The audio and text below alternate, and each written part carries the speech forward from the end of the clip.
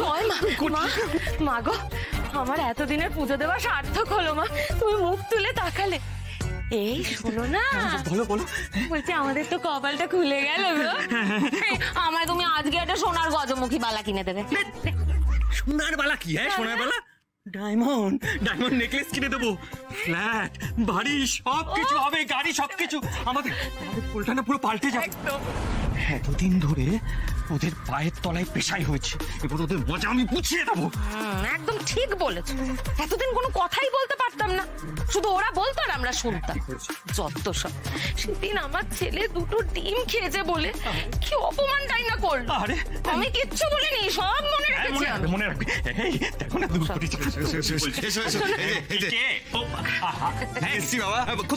শোনো একটা কথা বলি। এই দুর্দিনে কাকই কিন্তু আমাদের পাশে ছিল, আমাদের কিন্তু ওর কথা ভুলে গেলে চলবে না। মা ভুলবো কেন? না না, এসো কাকুই এসো, ওর কথা ভোলার প্রশ্নই উঠছে না।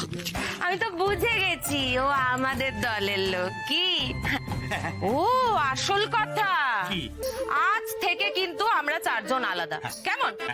বাবলুদের যে অবস্থা দাঁড়িয়েছে তাতে আর ঘুরে ফুরে দাঁড়াতে পারবে না, এরমই থাকবে। কিন্তু আমাদের কিন্তু পুরো রেলা নিয়ে চলতে হবে, ব্যাস। মা শোনা let's go tell the lottery. আবার কেমন ইংলিশ?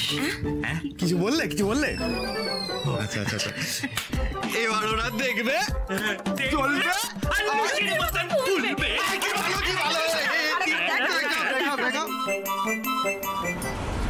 সাক্ষ্যদার জোরে খুব উঠছিলি তো তুই। আর এবার তোর শুধু দেখার আর চলার পালা।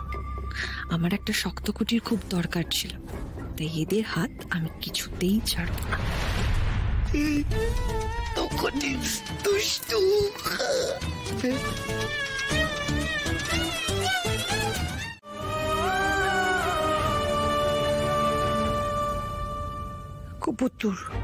কুপুত্তরের জন্ম দিয়েছিলাম, দোষটা আমারই। আমি ওকে মানুষ করতে পারিনি মানুষ করতে।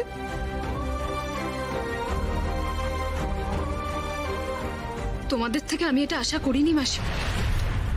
ও বাবা, ও ফরু, তুই এরকম কথা বলছিস কেন? তুই তো আমাদের দলের লোক। শোন না, একটা কাজ কর, আশিকে ছেড়ে দে, আমাদের দলে চলে আয়। আমি কোনো দলাদলিতে নেই মাসিমণি, তবে যদি সত্যি কোনোদিনও কোনো দলে যেতেই হয়, আমি অবশ্যই ভালোর দলে থাকবো।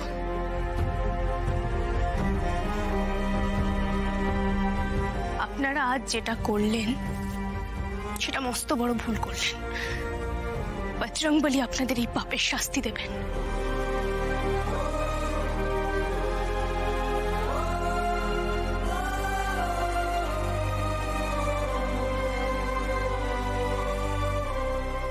মেজো, একটা কথা মাথায় রাখিস, মাথার ওপরে না ভগবান আছেন, উনি কিন্তু সব দেখছেন। এবার আমিও দেখব কার ভাগ্যে কি আছে।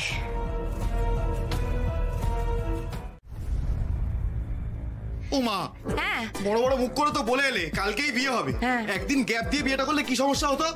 বাবার লটারির টাকাটা পেতে পেতে তো পরশু। ও বাবা, আরে বাবা, কালকে তো টাকাটা কোনোভাবে জোগাড় করা যাবে না। ভেবেছিলাম হইচই করে বিয়ে করবো, একটু লোকজন দেখে চমকে যাবে, ফুর্তি মারতে হবে। দাঁড়া, এই চমকটা আস্তে আস্তে পারবে। হ্যাঁ কিন্তু শোন, বিয়ে তোকে কালকে করতেই হবে। আমার কথাটা শুন, বিয়ের জন্য যা টাকা পয়সা লাগে আমি সব জোগাড় করে ফেলেছি। তুই শুধু টোপরটা পরবি, গিয়ে বিয়েটা করে চলে আস। কেমন? শায়ক যে অপদার্থ সে আমিও জানি। তো ছাড়া আমার এ বাড়িতে ঢোকা সম্ভব ছিল না, তাই পেয়েছে তো লটারি। নিজের তো কিছুই করার মুরত নেই, আর যার বাবার এমন অবস্থা, ছেলে আর কি করবে? হ্যাঁ, শোন না বাবা, তুই নম করে বিয়েটা সেরে চলে আয়, তারপর আমি বাড়িতে একটা বড় ভুড়ি ভোজের ব্যবস্থা করবো। কেন বলো তো? কেন? ওদের থতা মুখটা ভোতা করে দেবো একবারে। তো বাবা বলছি, একদিনে বিয়ে করে অতগুলো লোককে খাওয়ানো দাওয়ানো, এটা তো অনেক টাকা। কি করে করলে এত টাকার ব্যবস্থা তুমি? সব এই লটারির টিকিটের জোর। আরে বাবা, বাজারে আমার চেনা জানা না দুজন আছে, তাদেরকে এই টিকিটটা দেখিয়ে 50,000 টাকা দুদিনের জন্য ধার করে নিয়ে চলে এলাম। আরে তার আমার কথাটা শোন, ক্যাশটা পাবো, শোধ করে দেবো। কি রে, তুই আমাকে কাকা বলছিস? পাগলের? ঠিক আছে ঠিক আছে। সরি দ্যাট, বিয়ের মিস্টেকে টেনশন, বিয়ের টেনশনে মিস্টেক হয়। শোনা ছেলে আমার। বৌমা, ও বৌমা শোনো না, কি মিষ্টি বৌমা।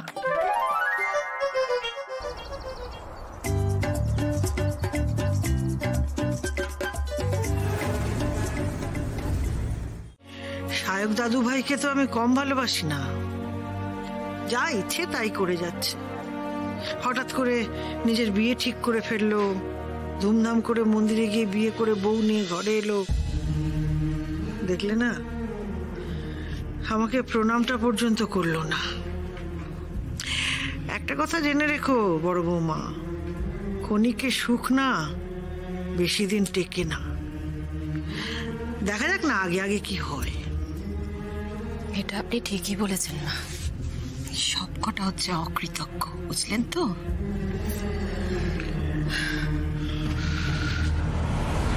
সবচেয়ে বেশি কষ্টটা বোধহয় কাছের মানুষেরাই দেয়, তাই না ঠাম্মি?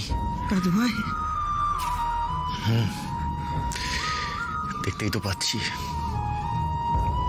ঠাম্মি, গত কয়েকদিনে আমার ফ্যানেরা সব আমাকে বয়কট করেছে, আমার মুখ দেখবে না বলেছে।